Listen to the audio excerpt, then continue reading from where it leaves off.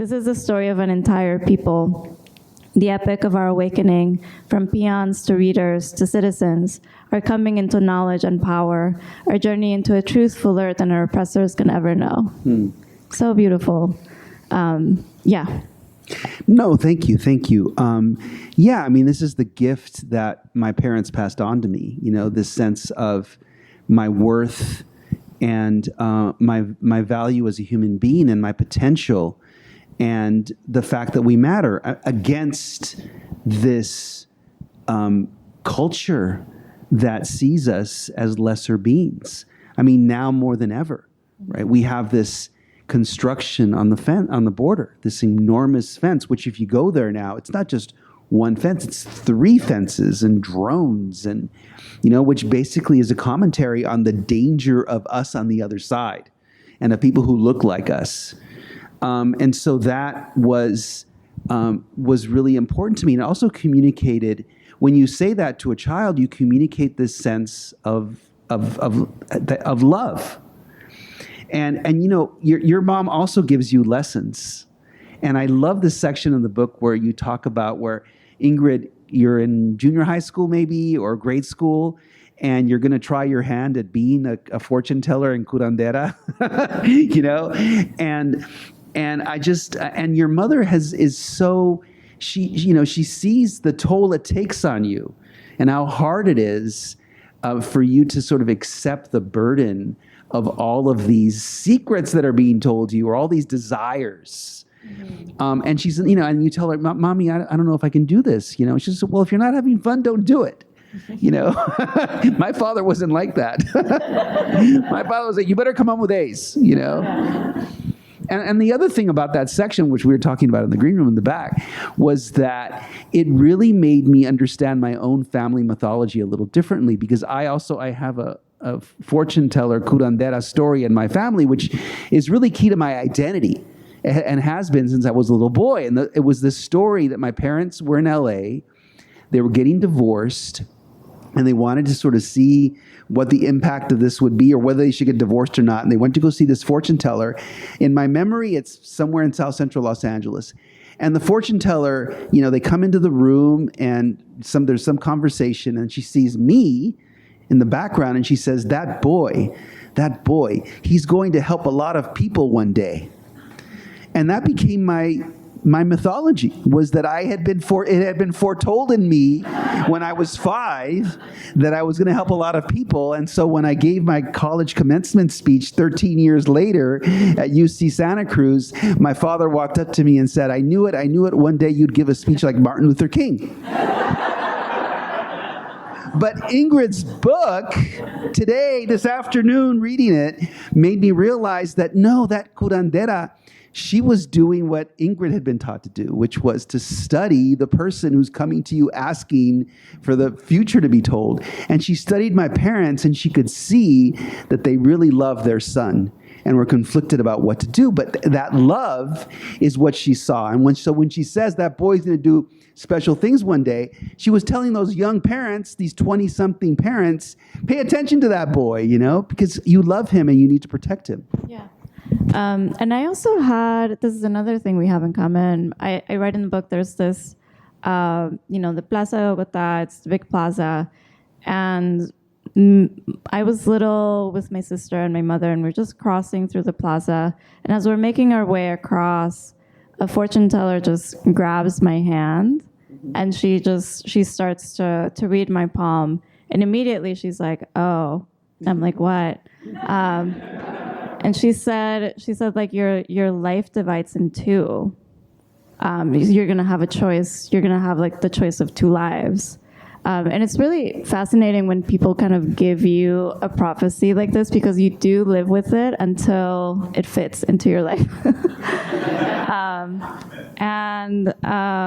She said, like, one life is going to be shorter and more fun for you, and the other life is going to be longer but less fun. And when I lost my memory, and I was in Chicago, and what happened was that I was in a bike, and somebody opened their door into the car lane and I just crashed into it, and I wasn't wearing a helmet. And I was otherwise okay, so I didn't immediately realize that I had amnesia. And when I got amnesia, it was the most beautiful, wonderful experience that I've ever had in my life. And I think it had to do with everything becoming new. I was experiencing sunlight for the first time. I was experiencing space for the first time. Everything was just glorious. And there was this period of time where I was just ecstatic in this experience of just purely being. And at some point, I saw who I thought was like a woman at a window. And then I looked again and then realized that I was looking at myself. And it didn't immediately register. I didn't even recognize myself to begin with. And I felt at that moment that I had a choice. And I felt I can either figure out who I am and go back to my life, or I can continue in this life of amnesia. And I did want to continue in this life with amnesia. My plan was to get on a boat. I don't know why this was the plan. But I was like, I'm gonna scam my way onto a boat. This is very South American. I'm, like naturally scammers. We're like, I'm gonna scam. And then for some reason I was like, in a boat, nobody's gonna ask me anything. And so I'm gonna just be able to just live, continue living in this pure state of just experiencing the world without, being rooted or being kind of like tied to anything. So later when I recovered my memory and I recalled that moment, and then I recalled the fortune teller telling me you're going to have the choice of two lives, I was like, you see, prophecies are true. Like, Well, that listening to you tell that story, I just realized that I have my own version of that story. You do? Yes, which is that I was an only child, and I was cut off from all the history of, well, not all of it, but I was cut off from most of my sources of history about my family, because you have these incredibly beautiful and complex descriptions of your extended family, the tias who begin to conspire against your mom because she's practicing this craft that they don't agree with, and then they become evangelicals, and there's all of this incredible drama. I didn't grow up with that because my parents were my mother got pregnant when she was 19, my father was 20. They came to Los Angeles. I didn't have any extended family, so I was this only child. So I was, and I just was separate. I just had an extremely lonely and solitary childhood. And, I'd see my extended relatives once a year at Christmas. We would drive down to Guatemala or fly down to Guatemala. So so when I would see them, it was that same sensation of like, oh my God, like I'm related to that guy. And it's like, this is like my father's pueblo. And wow, this is like so intense. And I think a lot of Latino kids grow up that way. And I wrote a short story about it for Freeman's. It's called Portrait of the Artist as a Latchkey Child. And it was just this description of being, of being sort of really isolated. And now that I realize it's the same thing, it's like when you've been deprived of something, when you have something taken away from you, everything, becomes just grander in a way. And I just love those passages. And I wanted to ask you, the writing there was it was incredible. Did you have any sort of sources of inspiration when you were writing that, or, About amnesia? About amnesia, yeah. It was really challenging to write about that. And partly is, the reason why is because I didn't have full language at the time. Wow. So sometimes, I would see something and I would remember the word for it. And other times, just mysteriously, I wouldn't.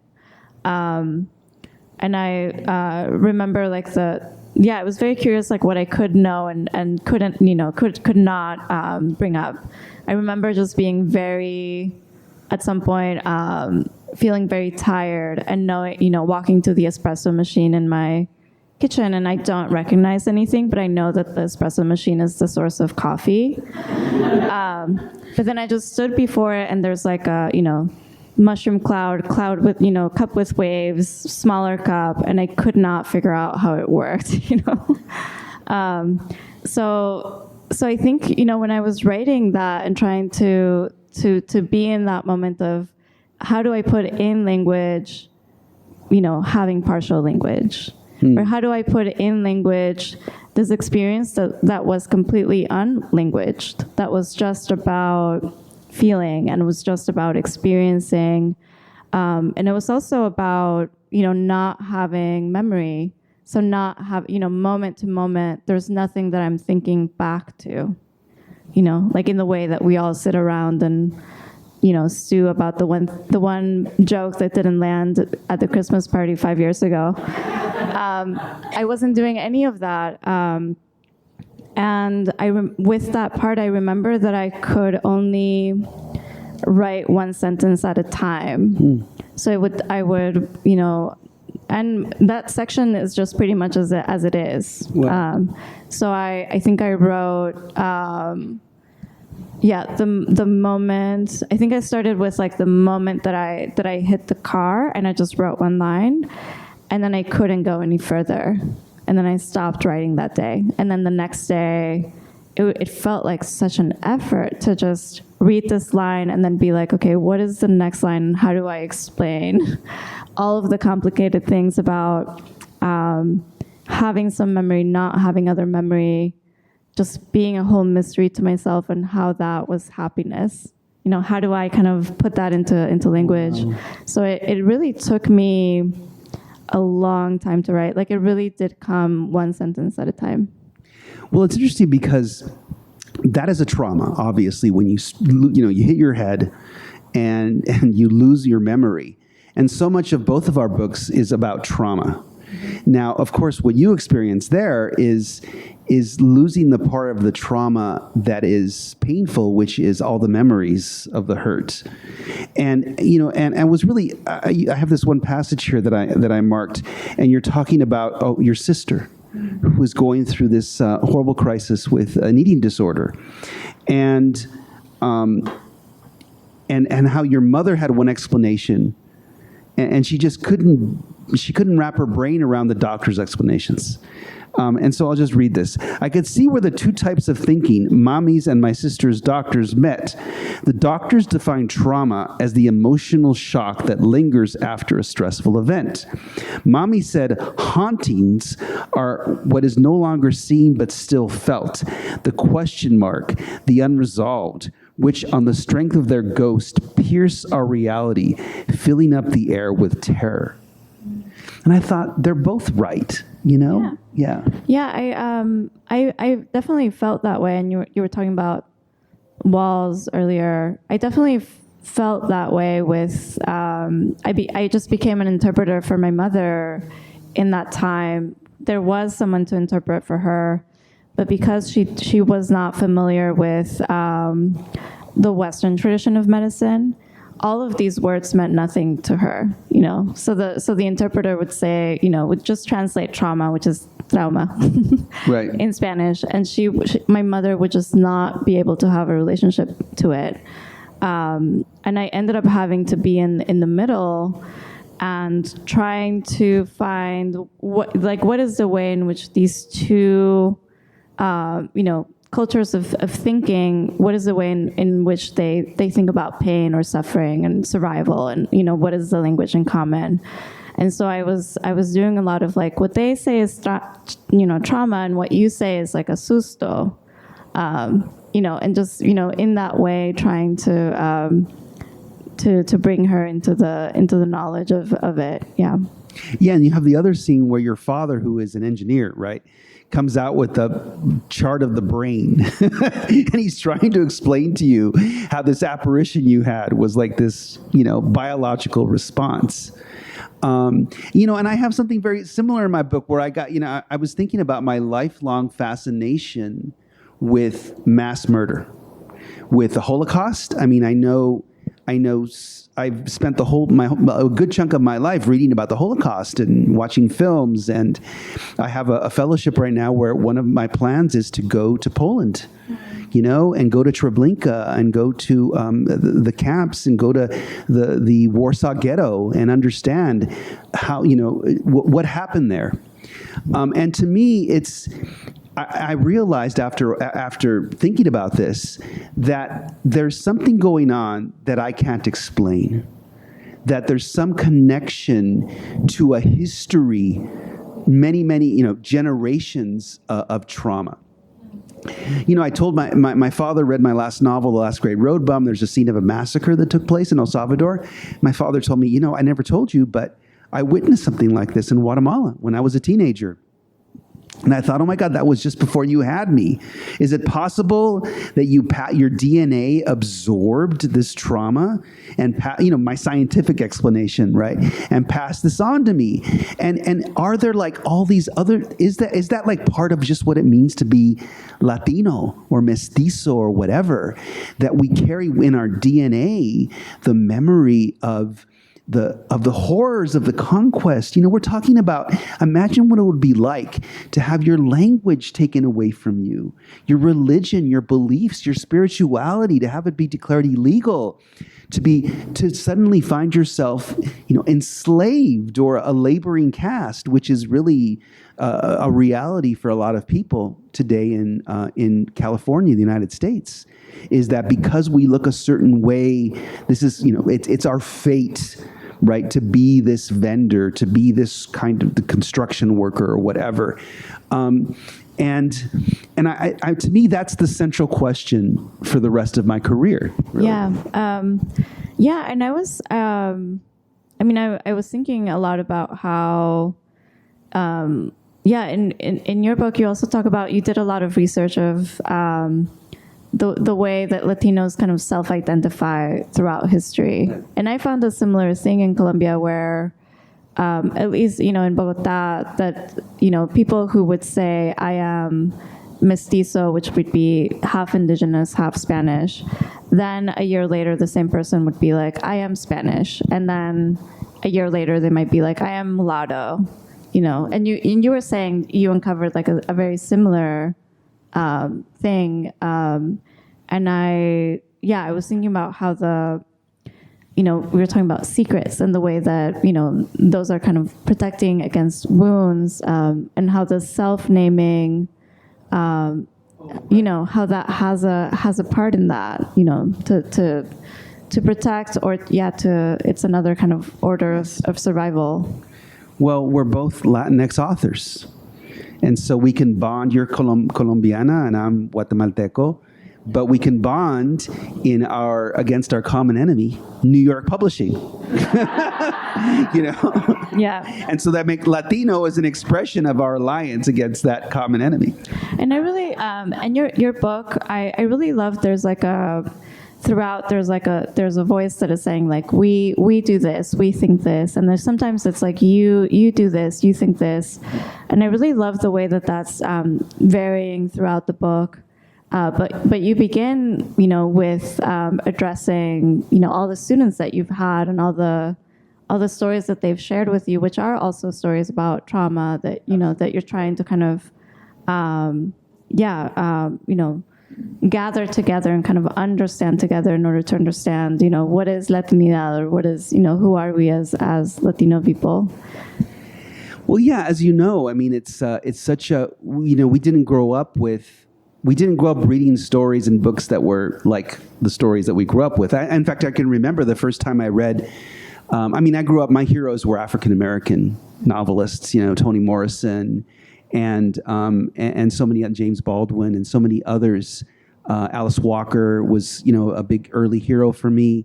And so, yeah, we didn't see that. And now part of what we're doing is it's such a powerful thing to see your story reflected in writing. And I can just imagine the responses of, to have your book validates this source of women's power in Latino families. And it's always, and it's like, it's how we say the word in Spanish is menospreciado. It's kind of ridiculed. Yeah. Right? Underappreciated. Underappreciated. Yes. My mother, for example, someone who never got past her, her high school education, brilliant woman, powerful woman, psychic as hell. Always knew, especially when I was in college, what was going on in my life, even when I didn't even know myself, and yet someone who in the male-dominated world, especially in Guatemala or even in Los Angeles, she's an accent, and she would be treated as someone who's ditzy or whatever. And yet your book is a it's this language that women have to express a knowledge that they have. Yeah. So I imagine you have lots of readers who respond to that. Yeah. I think that this is the comment that's probably meant the most to me, but I met a young woman who told me, I'm someone who just has not had strong, women in my life to look up to. And then she said, but your mother in your book is like my new person that I can look up to. And that's the sort of thing where you're like, I'm done. This is. She's such an incredibly complicated person on the page, because she's a little vain sometimes, and she has her beliefs. At the same time, she's like the moment when she's willing to sort of to believe, to know that there's things she doesn't understand, and she's letting you have your own. She lets you have your own space. Doesn't want you to follow in her footsteps. But then when she sees you with the black dress, she's on the phone, mija, don't get that dress. Don't get that. Yeah. There's this, tell us. There's, so my mother, I bought this black dress and I took a photo of it and I sent it to my mother. And I was like, this is the new love of my life. And she wrote back and she was like, that dress is cursed. Don't go near that dress. And I had already dropped off the dress at the seamstress for alterations. And so my mom wanted me to return the dress. And I was like, oh, it's new. Also, it's new. Like, I don't understand how it can be cursed. Like, who along the line of this dress would have done anything to this dress? That was the dress that I was going to pick up when I had my accident. And there's more, like there's things with my mother where it's just you don't understand how she knows things. But there's another part in the book where my sister is getting better from her eating disorder, and she decides that she wants to have a baby, and she is pregnant, and we're just like celebrating, and we're just for a second there we didn't know if she was going to survive. And then she called one day and she said, like, I had a miscarriage. I lost a baby. And so my reaction was, I'm so sorry. Is there anything I can do? Do you want me to fly? My mom's reaction was, no, the baby is still alive. And my sister had gone to the hospital and they had done like what is that called? Ultrasound. Thank you. They had done an ultrasound, and there was no heartbeat, And so then I am on the phone trying to explain to my mother what an ultrasound is. And she's like, no, I've been pregnant twice. I know what an ultrasound is. And we were just kind of waiting. My sister was waiting for, like the fetus to kind of like pass through her. She was just waiting for that to happen. And it didn't, like the days passed and it wasn't happening. She went back to the doctor. They took another ultrasound and they found a heartbeat. Wow. So it's just, and even after all of that, we never believe my mother when she says anything. And she's always like, I don't understand why you don't believe, like, after everything, like, just look at the evidence. Like, why don't you? Has your mother read your book? No, because she says that she doesn't like books and she doesn't like reading. And she's always said, if they make it into a movie, I'll watch it.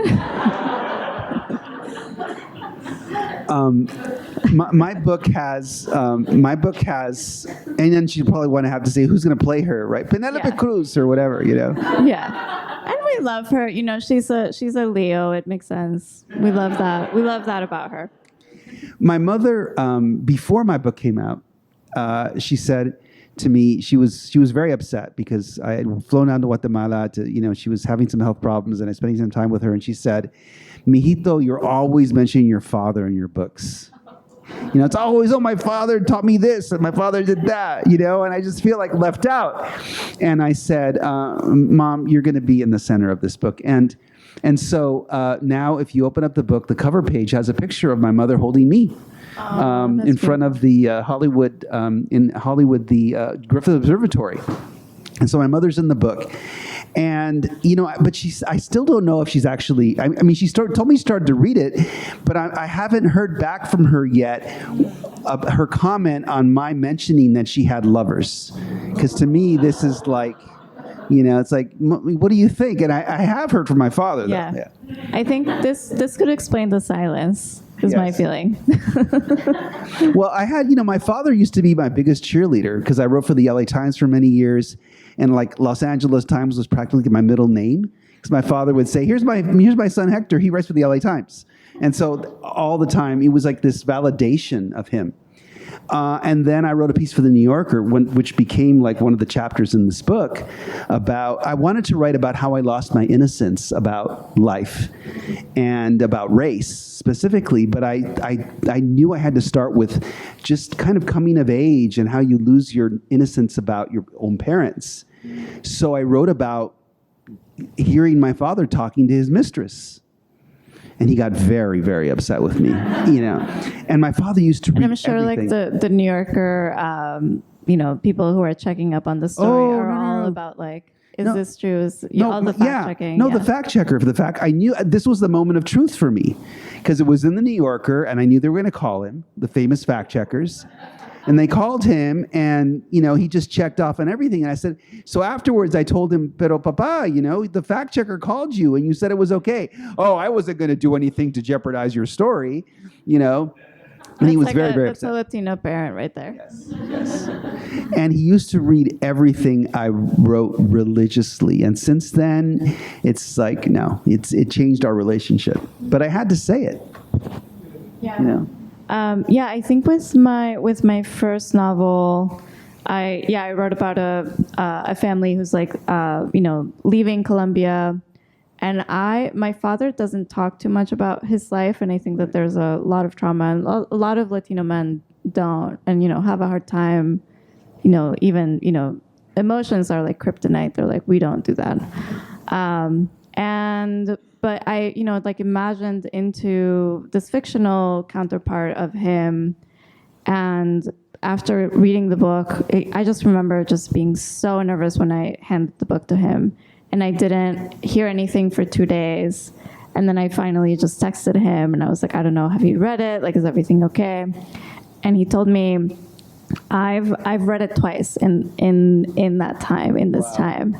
And he said, there's things about me that I understood through your novel that I've never told anyone, but it's just kind of like clarified some of the things that I carry and like some of my past, which I think goes back to what you were saying earlier about there's a sort of knowledge that we acquire as children that is either passed in our genetic data or just things that we pick up from the air, just being a child and you're observing and you know the emotions and you know the story even if you don't know the emotions and don't know the story.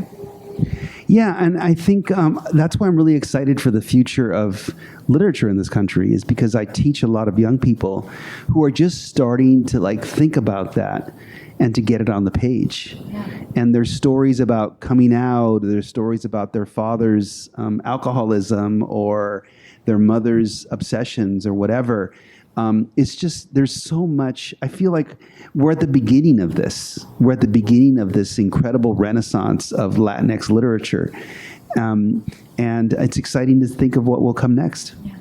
And I was wondering, when I was reading your book, I was wondering if receiving all the students' stories and just being like the repository for all of this information of everyone's migration and what Latinidad means to them. Was that one of the reasons why you started to want to write this one? Oh, absolutely, absolutely. There was that. I mean, what happens is I teach at University of California, Irvine, and I teach these really huge survey classes with almost 200 students. That's a survey of Latino culture. But I assigned to them the main final paper is tell me a story about the Latinx experience. And so I get lots of stories about dads, lots of border crossing stories. And it was just like this incredible repository of literature. I mean, I really feel like I should archive it. Because the other thing I do is that I give a basic course on literary writing, specificity. I said, you know what? You can cuss all you want in this paper. You can give me, what, does anybody know any synonyms for marijuana? It's like all these hands, it's like, and so just this constant, language, the vernacular of the young, and that's just, it's just really amazing to be in the presence of that. So I had that, and I had all of the trauma and the anger and the hurt that people are feeling growing up as as immigrants or the children of immigrants. And I just felt there was a vacuum in American literature. I had been reading lots of James Baldwin, teaching Baldwin, and I just felt like I read The Fire Next Time, and I go, oh my God, this is incredible. I want to write something like this. Something, in The Fire Next Time, written circa 1963, 64, I think, Baldwin writes a letter to his nephew describing the hurt of being African American at that particular time when Jim Crow is dying, but it's still there. And so I wanted to write something like that in the era of Trump, when now we've got the news that Trump is planning now a whole series of mass deportations and camps for undocumented immigrants. And absolutely, it was wanting to write to that moment. Absolutely. Yeah. I had a similar desire with my book where I had seen a lot of curanderos stories in fiction, or I had seen a lot of curanderos stories as anthropology, but I hadn't really seen, that story told in memoir, and that says a lot, right? Like that it's not something that somebody would like write their kind of like family story about. And I just, my grandfather died when I was 1 year old, but I, grew up about, listening to stories about him. And there's just such fantastic stories, and I just always knew that I wanted to write them. But, from the first things that I learned about him, that they lived in this very dusty hill, but he liked to wear white all the time. And this is the part, one of the things that was the most endearing to me is that he would go on these annual journeys every year, and he would go to visit other curanderos and go visit with other tribes in Colombia, and then he would return. And he always returned with an animal, which was my mom's favorite part of his journeys. And he came back with a monkey who could curse one time. And he came back with parrots another time. And my mom's favorite and my favorite is he came back with an anaconda. Oh, right. He my grandmother was like, absolutely not. And my grandfather was like, I am the man of the house. And he would feed it, he fed it chickens until they ran out of chickens. And then he was hunting for it, and then he was like, I'm tired of this. But my mother tells the story about how, people would from the village would be lining out the door waiting to see my grandfather about whatever ailments they had to be. And that's something that's very special about curanderos, is just they're kind of like the village place for people to come and say, like, I am hurting or I'm wounded in some way and I need help. And that's such a center of storytelling. And so my mother, just being a girl with all her like 8 siblings, they would sit on the anaconda because, they were like watching the line because they wanted to know what the chisme was. They wanted to know the gossip. and they would just play cards, sitting there, and they're just passing the time. And she said that they would forget that they were sitting on a snake until the moment that they just like started to slide. And then they remembered that they were on this anaconda, and then they would just run away in fear, and had nightmares about the anaconda. And then the next day they would sit on it again. Yeah, there's so many riches and surprises in your story about your grandfather.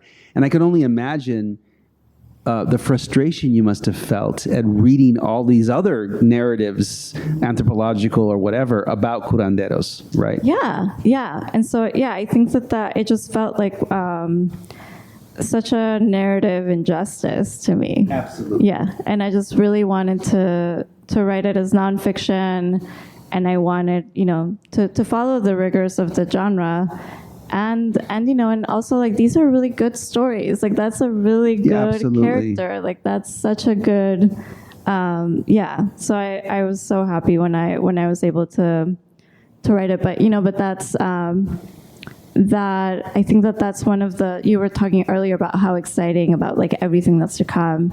I think I'm excited about that too, because then there's so many different things that we can bring as Latinos into the literature that are not yet there, or maybe have only been done in an anthropological academic sense, or in a very shallow cartoonish kind of way.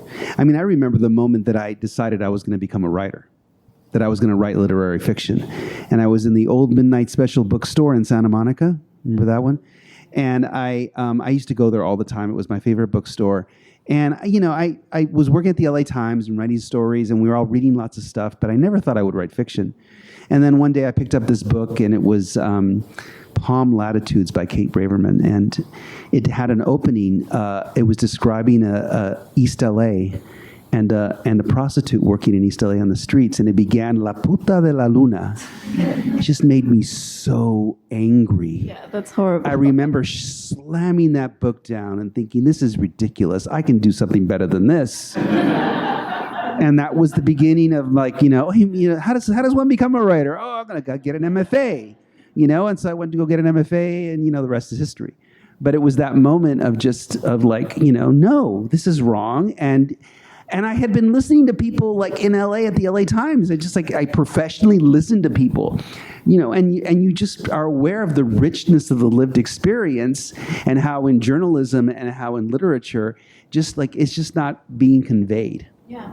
And you were writing in your book too about, the representation and the way that Latinos are represented in media. And I think you write so intelligently about that, and about how we're often either stuck in this proving our humanity, or trying to prove that we're like good people, and should therefore have a place in this country. Well, that's what, it's wonderful to have complex characters, as you have in your book, because we're so often, we feel we have to represent, so we can't show anything bad. We have to hide everything, we hide up the interesting stuff is what we end up hiding. But now I think we should take questions, yes? I saw a signal from the back. So we've been sitting here talking. And I think I also worked for it, or, kind of like set it up so that I could have a good experience. I think especially with this book, I've had the same editor for my novel and the memoir, and she's wonderful, feminist white woman, and we have a lot of things in common. Like we just both love, the morbid and like a dark joke, and we have so many things in common. And with this one, we were both talking about like, oh, you're writing about and from a culture that I am not familiar with, so how do I actually edit it? And we were discussing, or I was telling her that I didn't write this book to explain myself to white people, but I was writing a book to honor the culture and to honor my family. And so we were in the editorial process. We were just trying to be very careful about like, how do we, like, what if an editorial comment starts to lead me down this road of explaining myself versus honoring the story. And I think because we started our collaboration that way, just like we should be careful of this, or like how do we set up a process so that we can, really think about like the nuance of even like what changing a line might mean in the book, for the book as a whole. So she would turn in all her edits, and then sometimes we would just have long conversations about a single line, just trying to think about this, like that project of how do I keep it in this realm. So I think my experience has been that I've been lucky to find people who want to collaborate with me and who agree with my vision, which is to honor the culture and not explain myself. So that's been very lucky, and I don't know if that's maybe like newer. Oh, no, I think that it's always depended, on personal relationships. And the thing about publishing in general is that it's a really small kind of boutique kind of industry. It's kind of like the most, it might be the coolest aspect of American capitalism, It's kind of the most friendly and basically value-centered. There are really a lot of value-centered people. And I've been very lucky, too. I've had the same editor for 5 of my books. Same thing, California guy, Sean McDonald, who has let me write about all different kinds of things and published my books, and I've been very lucky to keep that relationship with him. And we have just a shared aesthetic. But I think my bigger complaint is with the institutions of publishing and the larger vision of publishing as a subculture. And I just think there's it's a very New York-centric, upper middle class centric subculture. And I saw this. I was on the jury of the Pulitzer Prizes for fiction this past year, and I would say at least 30% of what we got took place in the New York, Connecticut, tri-state area. That for starters, and then in all the books. I personally read like 3 or 4 that had Latino people in them. There were Latino protagonists. Very often Latinos were they basically had the same role that Michael Peña plays in American films, where he's this supporting guy in the background, just adding the color. It's like, oh yeah, it is America because there's a Mexican guy in the, and that is extremely frustrating. And there's this definition of what genius is. And I really realized this being on this committee, where genius is something where you say, oh, that's like the reality that I know.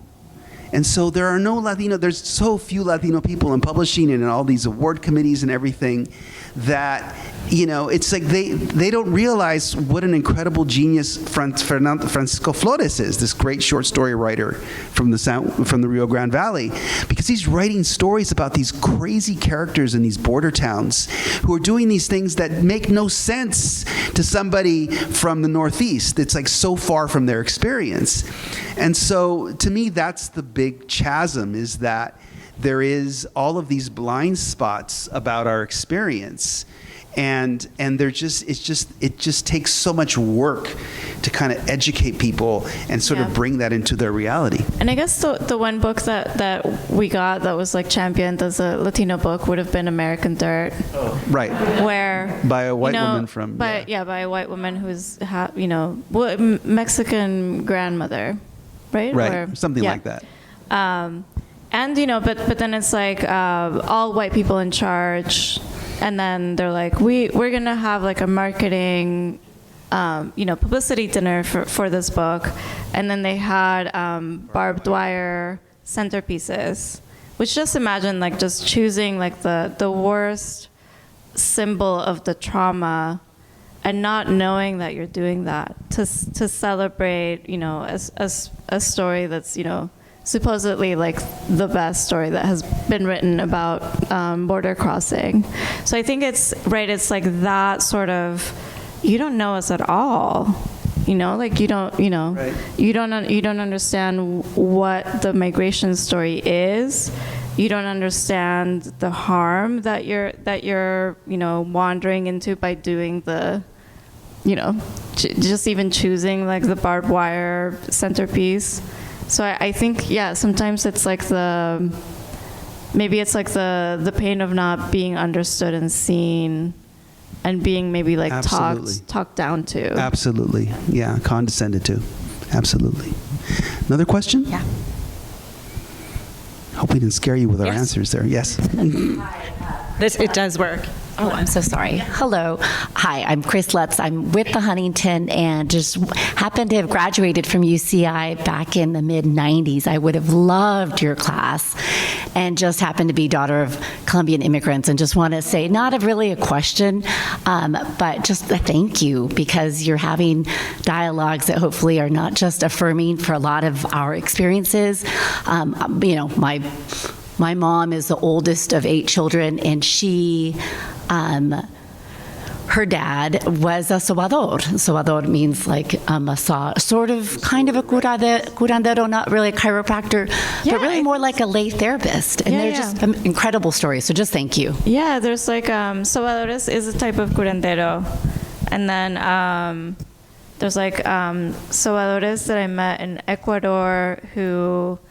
There's a waterfall that's sacred to the local indigenous community, and that's where they get like the water from, where they do like the massage from. But it's all just trying to get illness out of the body, and then through So thank you so much for sharing that. Thank you. Yes, over there. Yes. Go ahead. Katie Poole with the Pasadena Literary Alliance. Ingrid, a year ago, we started talking to you about having you come and finding the two of you together here. But back then, we talked about your mom a lot and your mother's paralysis that happened, and that was the biggest moment for me in your book.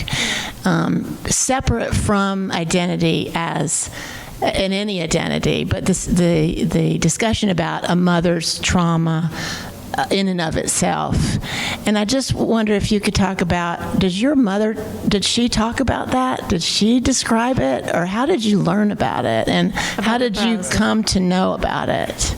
And what was the last? How did you come to know about your mother's paralysis? I think so. The context in which she would tell the story was always like, do you know why you have such beautiful hair? Wow. And it's because she said, like, when you were a baby, I lost, like, you were just newborn, I lost the movement in my arms, and I couldn't move my arms. It was, and then she says, I wanted to show love to you, but I couldn't actually hold you, or I couldn't, caress you. There was nothing that I could do. So then she would have my father or my grandfather lay me on her lap. And then she said, I just licked your head like I was a lion and you're like my lioness. And so she would always tell it in this is why you have beautiful hair. But it was so interesting. And I'm just fascinated by all the things that happen to women after childbirth, because the body is so strange. Like I've heard stories of reappearing wisdom teeth, and like a woman's skin just like burnt off, like she had had a sunburn, and it feels like such a strange portal to be in. And I don't think that, the interesting thing about my mother is that she has gone through so much. And there's been like a lot of violence in her life, just from her brothers and from like romantic partners and all sorts of things. And her having this accident and losing her memory and then like having paralysis. She will never talk about it that way. She will never say like this was something that was hard for me. She'll always kind of, she's just like the most joyous person, and I think that there's something so admirable about that when she's been through so much. And I don't know what it is, and I think this is why I love writing about her, because that part of her is such a mystery to me. And it's something that I admire so much. So I feel like I would probably be writing about my mother in one way or another for the rest of my writing life. Yeah, when you say that, it reminds me of the mystery for me of my father. Someone who very, very ambitious, also extremely generous, and someone so loving. It was so important to him to stay close to me after my parents divorced, and someone he has 2 daughters from another marriage, and he's so close with them. And he describes his childhood, and it's one of deprivation and violence, of torture when he was a child. His mother had to leave his father when he was very young, and he was left behind with a stepmother. And I always wondered, what is the source of this man's strength? That he could have so much love for people and be such a centered person. It's like a miracle, because I think of my own success, I think of their love. But he describes a childhood without much love. And I just, I think we all have that kind of mystery at the center of our existence. Yeah, and I think this is also what I really love about Latino people in general, is that there's so much there. There's so much weight, and there's so much history, and there's so much trauma, immediate trauma, and, past trauma that you're carrying.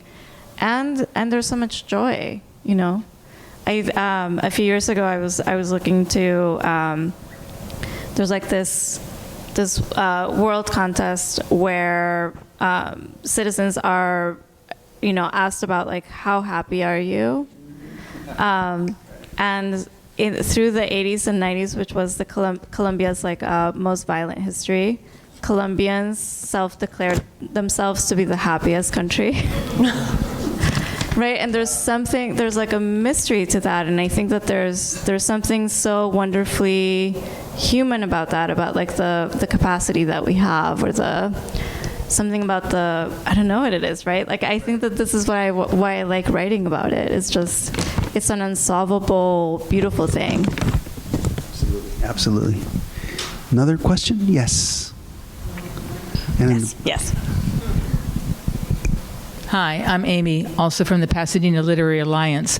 And Ingrid, I want to ask you, as a curandera, does that, and I probably botched that pronunciation, but does that affect you in your daily life all the time? I mean, are you constantly aware of it? Is that where your strength comes from? Because you've been through some major trauma. I don't know that I would call myself a curandera, because I think, what my mother did was, she had she knew plant medicine, and she knew how to do a lot of things and hold space for people. And Héctor was bringing up earlier my dalliance into trying to be a curandera, and then quickly deciding I am not equipped for this. But I think that I think that the one thing that growing up with curanderos around, and what that kind of taught me, is both how stories seem to be at the center of understanding ourselves and understanding each other. And I've just watched my mother so many times, just women in crisis coming to our house and just wanting to talk to her, and just looking to her in these moments of desperation. And I think that's knowing how to answer that is storytelling, that is storytelling. So I think that there is a connection, but I don't feel as strong as my mother is, how my mother is strong. I often feel like I have enough with my stories, I don't know if I can take other people's stories on in that way. But there's something, converse that happens with that, where in tending to my own stories, and I am in a way tending to other people's stories, which is such a beautiful thing. I don't know if you feel this way when you're writing. Oh, absolutely. I think, especially when I do journalism, I mean, I've interviewed thousands of people over the years, many Angelinos, and told their stories. And each time I mean, very often it feels like a validation for them personally, and it's a very important moment in their lives when their story is told in the LA Times. And over the years, my thinking of that process has really evolved. Because when I was a journalist, you tell stories that are meant to make a point. It's a story about poverty. It's a story about Pasadena and some issue like freeway noise or something, right? And then after I wrote novels, I realized that I needed to tell the story of a whole person. So that every time I write about somebody, especially in nonfiction, I try to think as much as I can about the whole person. And something that I applied when I wrote about these Chilean miners who were buried in a mine for 69 days. It was like they weren't just mine victims, they were also fathers and sons and lovers, and so absolutely. Okay, we have one last more question. question? Yes. Gilbert? Hey, I'm Gilbert from Vroman's Bookstore, if you couldn't tell. Go Romans. I'm a third generation, no sabo kid, and it's something that I don't see represented all that much, strangely enough, because it's like it's not interesting enough. It feels like the culture sees it as that, because you just usually present it as, oh, they're the Michael Pena of the world, like the background person, who's just add a little brown to it, I just want to know what your experience has been in coming across that in literature. Weirdly, I feel like literature is one of the places where it's better represented, relatively speaking, to say media, like film, TV, things like that. So I just want to get your thoughts and where we fit into the tapestry. For of those of you Latinidad. who don't know what a no sabo kid is, it's like this person who grows up in a Latino family and can't speak Spanish. And I have so many students. I learned this at UCI. Where I have students who take it on as an identity. You can actually go on Google and buy T-shirts, say "No Sabo Kid," as a kind of expression of defiance, because that is a really tough position to be in, because you grow up in a culture where people think of Latino identity as this thing related to Spanish, and when they find out you don't speak Spanish, it's embarrassing, and you feel a certain sense of loss. I have 3 kids. 2 of them speak Spanish only because we went to go live in Latin America for 7 years so they could learn Spanish in school. And I was the LA Times correspondent in Buenos Aires and Mexico City. So they went to American schools. But my daughter, ironically enough, was born in Buenos Aires. She's the youngest. But we moved back before she really started to speak. And so she only speaks English. And she's very morena. She's very proud. She's very beautiful, morena. Young woman, and yet she doesn't speak any Spanish. And I tell my students, because it's so common, I tell my students, look, being embarrassed about your Spanish is practically like a requirement to be Latino. My Spanish is okay only because I went and studied. I went in college, and not only that, is wherever I am in Latin America, people know that I'm not from there. They know that I have an accent, and if I'm in Mexico, they know I'm an American. Absolutely. After 3 minutes, 90 seconds, everyone knows, oh, you're a pocho. Pocho is someone who grows up Mexican or Guatemalan or whatever in the United States. So yeah, it's one of the things I discuss in my book in trying to untangle this mess of what Latino identity is that, that falsehood. And this misperception. So I think it's and those kinds of complexities of identity are absolutely not talked about in American film and American television. We don't see, there's not a Netflix series about a no sabo kid, but one day there will be. I think there should be. I think I'm constantly thinking about what is it that we sacrifice to migration. When we're looking for safety or we're looking for stability, what is it that is sacrificed? And I think language, is one of the things that are sacrificed to that. I'm a first generation, so English is my second language, and I think that I've had so many friends who are kind of ashamed about the Spanish part. And I think that it's just I think that there's just like a beauty in all of the stories, right? Like we're all losing something because of migration, right? Like my family and I, we left Colombia when I was 14, and we went to Venezuela, and then I didn't come to the U.S. until I was 20, and even going from Colombia to Venezuela, like there's something that we started to lose. And then as you know, making that journey to the United States, there's more that you lose on that journey. And so I think when it's like multiple generations, think about all of the things that are kind of like left on the journey. And I think that is our story, right? Like, and that's the beauty of our story, and that's also the great tragedy of our story, are all of the things that we've kind of had to leave on the way in order to be where we are.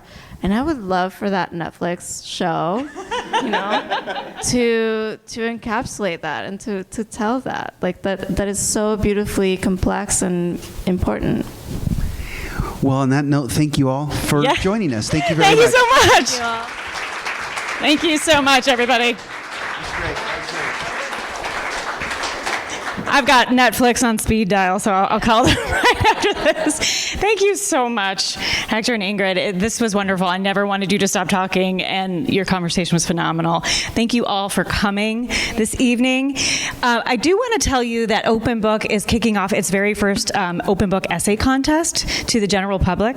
And because of these two fabulous authors, we're inviting folks to submit 1,000 words or less around their own story that recalls pieces of their ancestry, of their familiar, of their family, and of their experience. So check us out on our website. We also have flyers at the front desk. As you leave, you can pick one up.